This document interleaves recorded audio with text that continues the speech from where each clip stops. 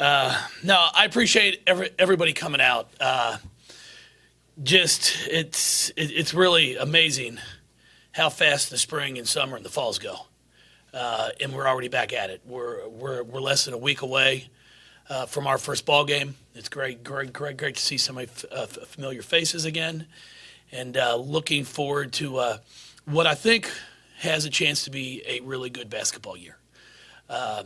It's going to take some time. We've got a lot of new faces. We're young in many ways. We do have some experienced players back that have been a big part of our success here, but we are going to be counting on some freshmen, some sophomores to be big parts of our team. So it's going to take us some ball games to really get a feel for who's going to be able to do what when the lights come on. There's always been players that are great practice players, and then all of a sudden when the lights turn on, they're okay. And then you've got players that they're in practice, and you're like, golly, if they could just make some shots. And then all of a sudden when the lights turn on, the ball goes in. And I am a believer in that there are kids that can perform under pressure, and there's some that struggle. So we're at a part right now of we're going to have to find that out. We're going to have to find out when we need a basket, who are we going to? Who's going to be able to get their own shot? I've always said over the past few years, good teams can play in chaos. Anybody, if you're able to run a set, run your offense, get yourself a good shot, can score. But it's when things break down, who's going to be the best at being able to put the ball in the basket and create shots. And for the past few years, we've been very fortunate with Asia Durr, who made it look pretty easy. And a lot of the shots that she made were not easy when things broke down. But now it's going to be, who is that person going to be?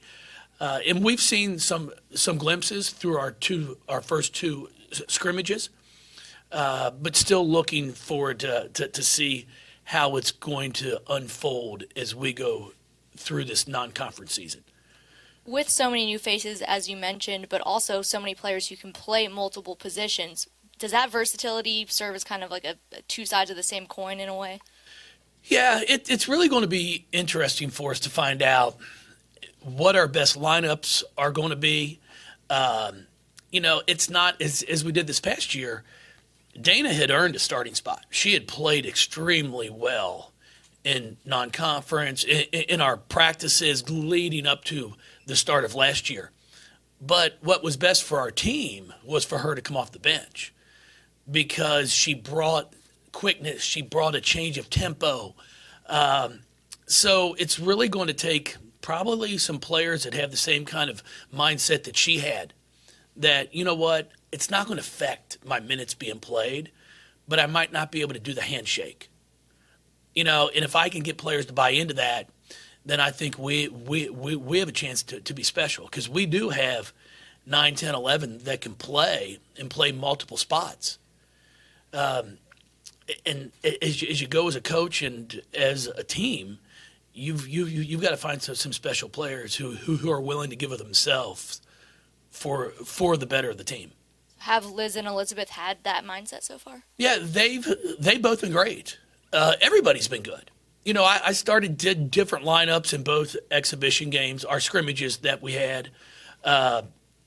So it's not like we've just gone with one lineup for the first two.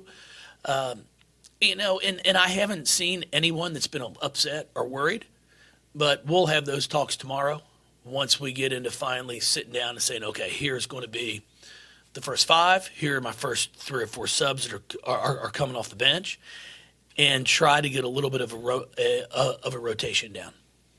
When you do have to replace so many valuable members of your roster, how does that change things for you and your staff as you do get prepared for another big year?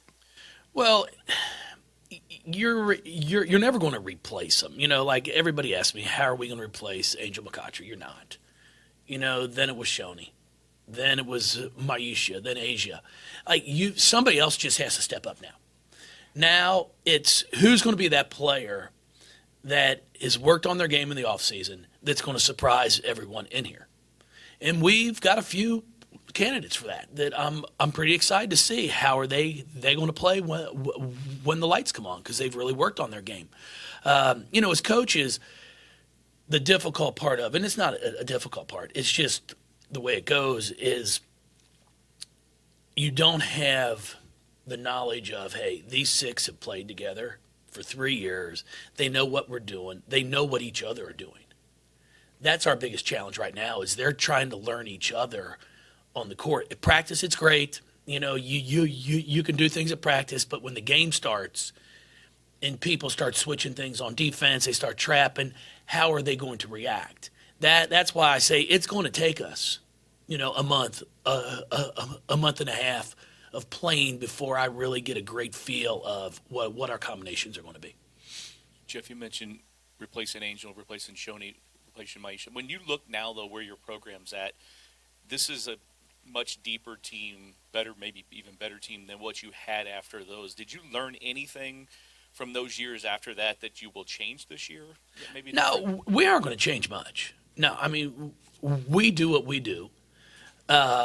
And we're going to continue to do it. Now, we'll make a few adjustments offensively because we don't have Asia.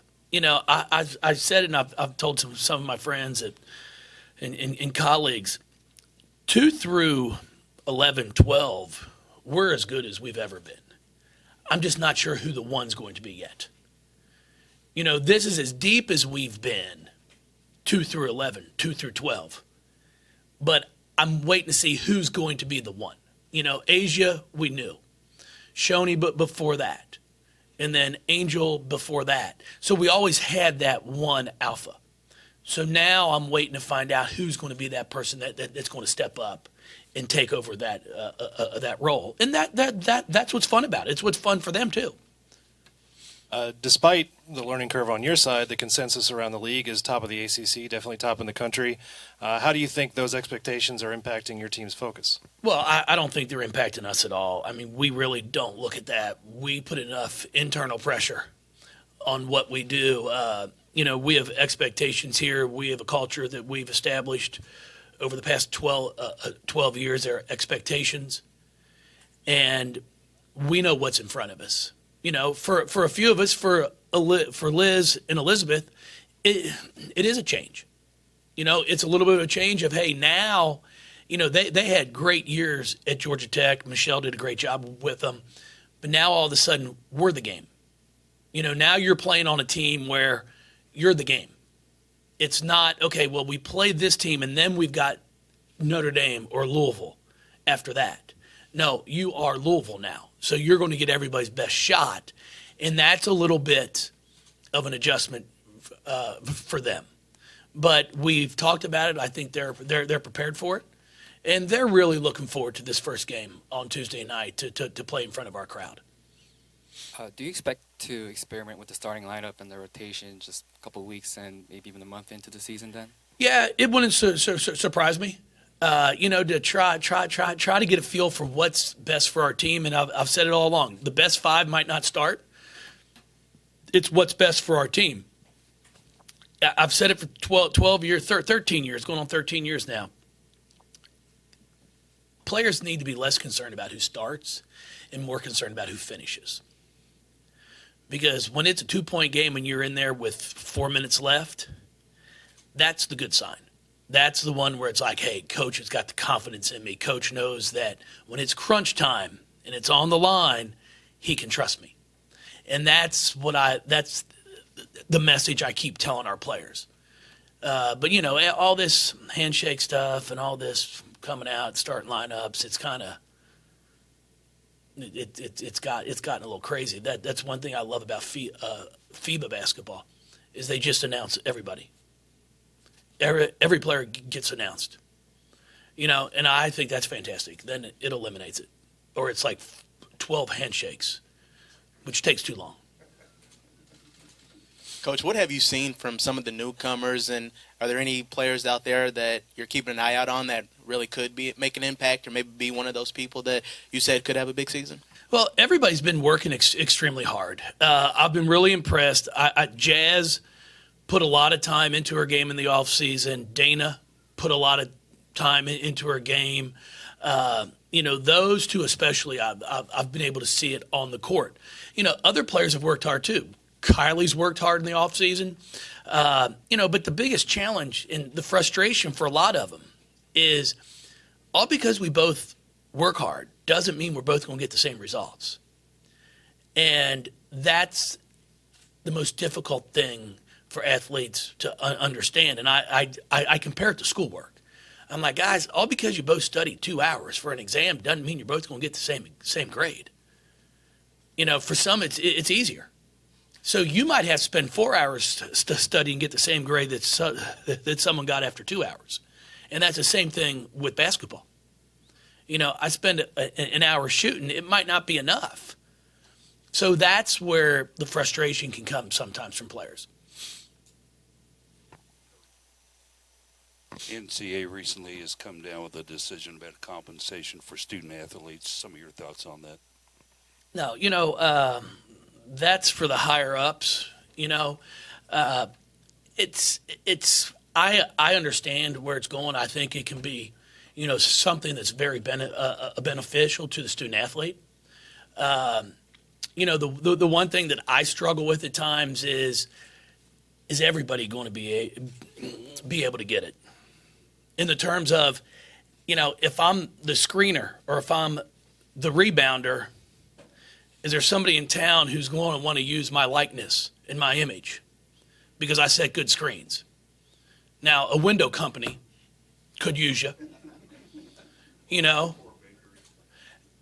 That's my concern especially for women's programs, is like, hey, is it someone like an Asia Durr? Is that where all the money is going to go?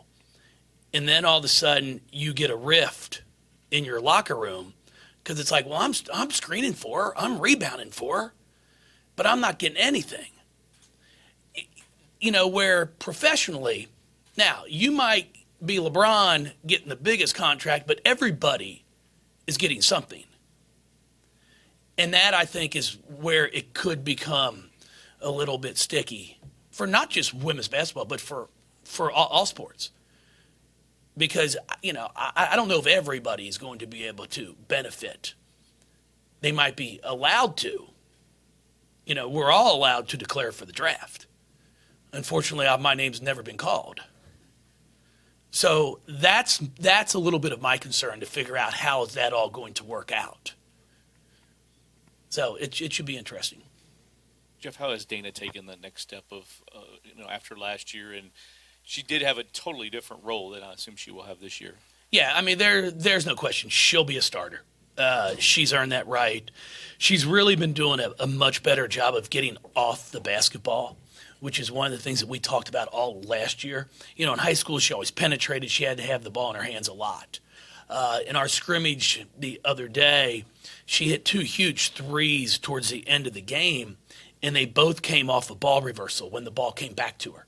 And that's the area that I'm trying to get her to see, is like, you can control a game for us, get the ball up the floor as quick as you can off the pass or the dribble, and then get away from it and then get it on reversal. Because right now I'd put her up there as our best three-point shooter percentage-wise.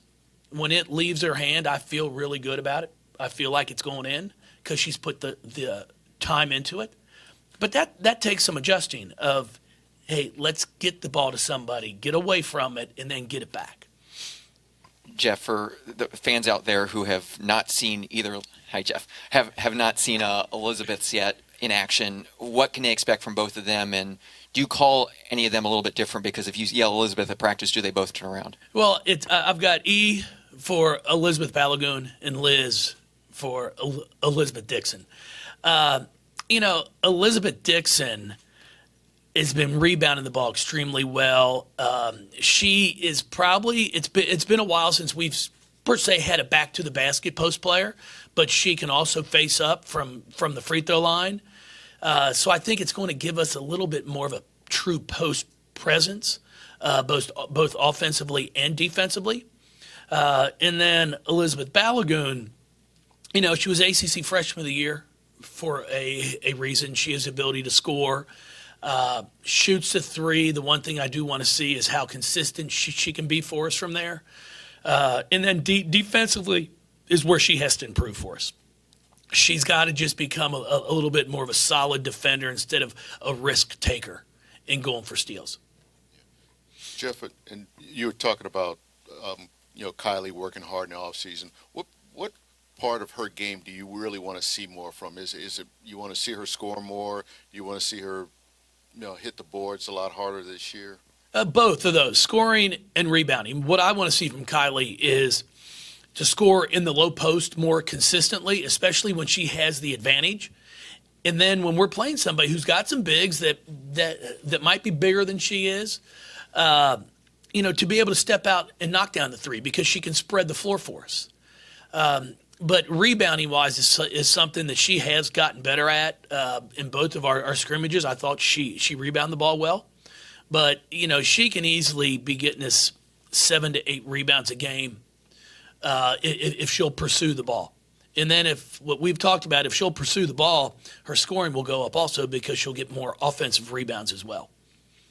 What is it like having two players who come in who are used to playing with each other but in a different system at a different program? It's nice for the fact that they know each other. I mean, there's no question about that. But our style of play, what we're trying to do is different than what they're accustomed to.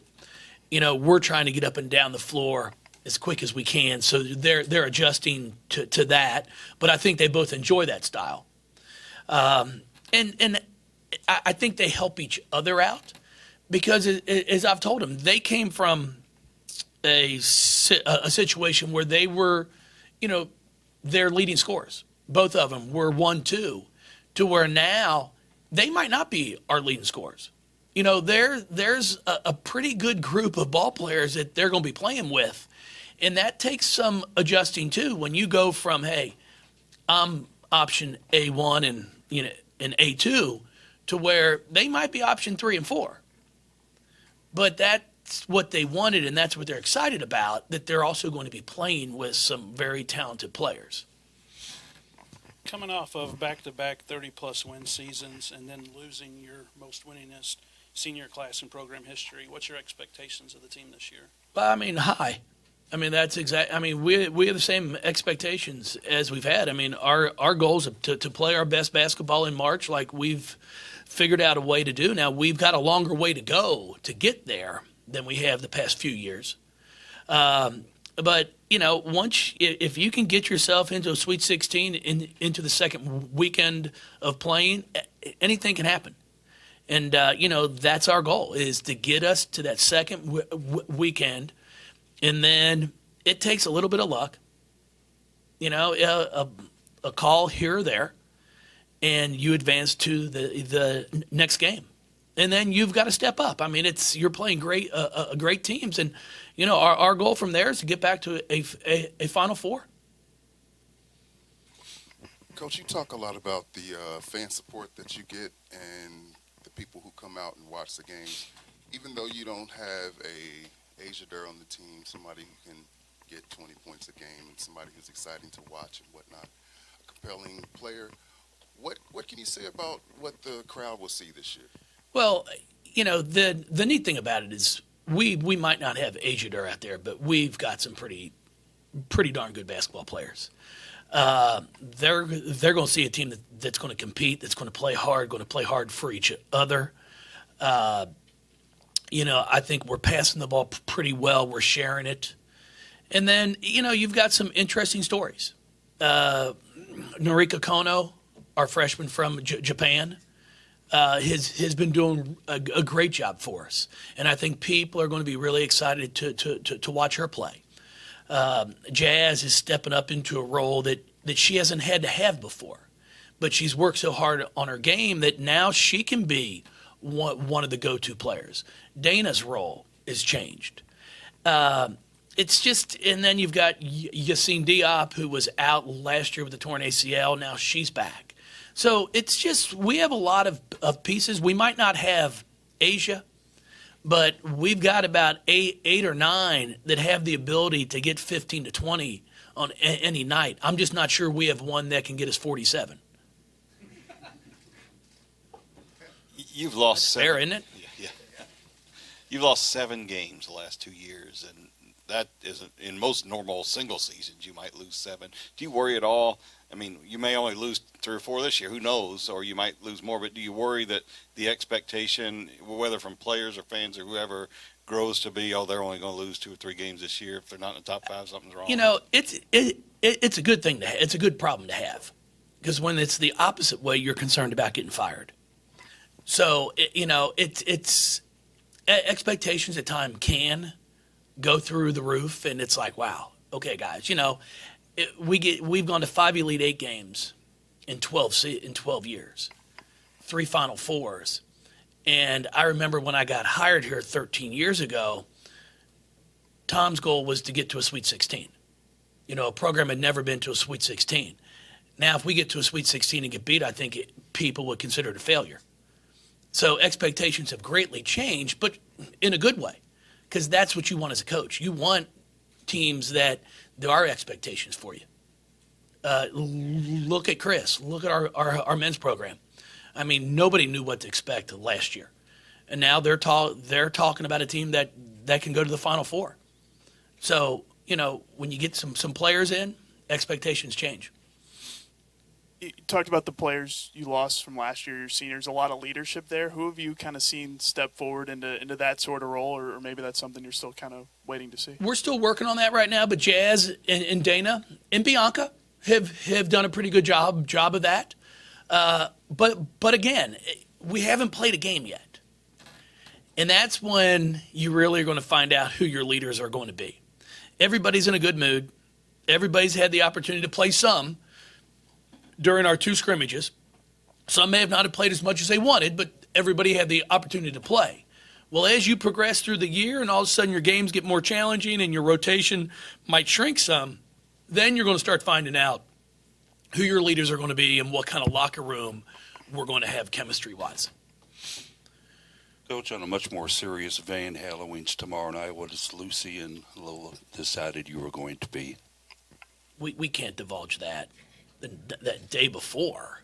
I mean, are you kidding? There's a lot of people want to know. We are dressing up. The weather, I mean, if we could have that cooperate for us, would be a huge help. But no, we are very excited about it. We're going to be out. We'll have some pictures up. My girls love to get dressed up, and we go out and knock on doors, and they have a blast. So it's going to be a good time. You'll have to wait to see. No. Decanter, maybe. Jeff, you talked about Norika. What has she done in her transition here, and how crazy do you feel like it was for her? How easy did you have to take it early on because of maybe even the language barrier a little bit? The basketball has been fine. Basketball's basketball. Put the ball in the basket. It's not very difficult. She's done a great job adjusting to what we're doing on the basketball court. Socially, I think she's really handled it well. Academically, it's been a challenge just with the language part of it. I saw her today when she was meeting with our academic advisor. I said, "How's school going?" She said, "Difficult." But what's great is she wants A's and B's. And I'm looking at, some of her work, and I'm like, for me, this is outstanding if it was me. But that's not what she's going for. And that's what I really admire about her. And, the things I think she's brought to our team, she's one of the most caring and giving people that I've been around. She lightens up. She just lights up a room. You look at her, you smile. She's smiling all the time. I had to get on her the other day because every day I'd see her, I'd be like, "Norika, how are you doing?" And she'd be like, "Good." And I'm like, "Okay, it can't always be good, hon." And then finally we had a good sit-down talk, and she was struggling some one day. And I'm like, "Well, you can tell me." She goes, "No, I don't tell the coach." And that's just kind of her mindset. Like, she doesn't want to show weakness to anything, and I'm trying to get her to understand that, no, it's okay. That's what we're here for. We're here to help you. And I think for the most part, her teammates have done a really nice job. But her English is getting better and better every single day. Her work ethic is off the charts, both on the basketball court and academically.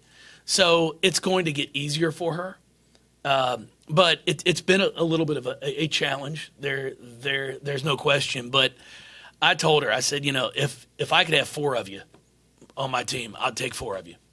Because she is just that type of person that you come to practice, you're excited to be here. I had Dana Evans come up to my office after about 3 weeks of school, and I asked her, how's Norika doing? Can you tell me? She's like, Coach, she makes me want to be a better person. And when you can have a junior in college say that about a teammate, not she wants to be a better basketball player. She wants me to be, I want to be a better person. I think that just speaks volumes for who she is and the impact she's had on our team.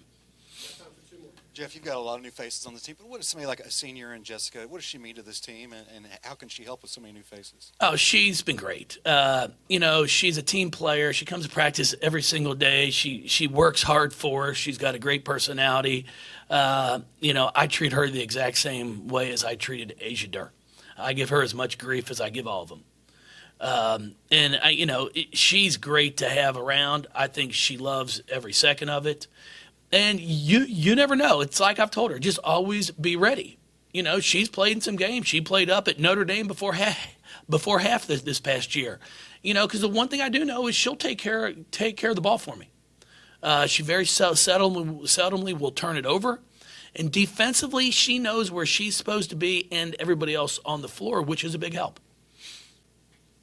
Coach, just real quickly, I know with a lot of new faces, and your practices are always spirited anyway, but does it create any particular issues trying to work combinations so early in the season till you've been able to play a game? Well, I think that's where the challenge is going to come in, is once we start figuring out what our rotation is going to be. Because like right now, there are some players that probably aren't getting as many reps because I'm trying to give so many people opportunities to figure out where they're going to fit in to the rotation. Starting tomorrow, I'm going to have to start cutting some things down and put some players on what we call the scout team. And that's not a bad thing, because like I tell them, I'd rather be on the scout team getting to show the coaches what I can do every possession instead of 1 out of every 3 or 4. And then for some of them, it's going to help them talent-wise, skill-wise too, because they're on the floor so much more. Jess is one that played on the scout team all last year for us, but played in some games. So, I think that's going to come down to it. And then as the year goes, we'll just adjust to things and hopefully try to, the one thing I do is I tell players what they have to do to play instead of why you're not playing. And then I also can have some difficult conversation. I'll say, well, who do you think you should play in front of? And then for the most part of the past 12 years, I've got players that can sit there in my office and go, yeah, it's a good question. Because once they self-evaluate, they know, okay, this is what I've got to do. I tell them all the time, I think what makes our program what it is we don't have perfect kids. And if anybody does, they're crazy if they say they do. But what we have, I truly believe, are young women that do know the difference between right and wrong. And at 18 to 22, are you always going to do the right thing? No, I didn't. But, when you sit down and you reflect on what took place, can you go, you know what, that was pretty stupid. And you move forward. But that's the same way when it comes to evaluating where you are within a team. I'll never forget our first year, I had the players rank each other. Now, this is with Angel, okay, and Candace Bingham. I had them rank each other from 1 to 15. And I had a freshman at the time, and I won't say a name, that put herself first. This is at Christmas time. So we'd played half the year. She put herself first. And I met with all of them. I said, hey, you have yourself first. The average for the rest of the 14 players on the team have you at 13. And she honestly looked at me and said, if you gave me as many minutes as you give Angel, I could do the same thing. Well, that's when you've got a problem, because that's when you don't know the difference between right and wrong. And we don't have that. And when you're honest with players, and then they know, okay, this is what I have to do to play, instead of leaving an office feeling rejected of you can't do this, you can't do that, or this. Instead, it's like, hey, if you do this, this, and this, you're going to get the opportunity to play. Yeah, sure is. Thank you, guys. I appreciate it. Are the players out there? Yep, we'll do team picture and then we'll have the players.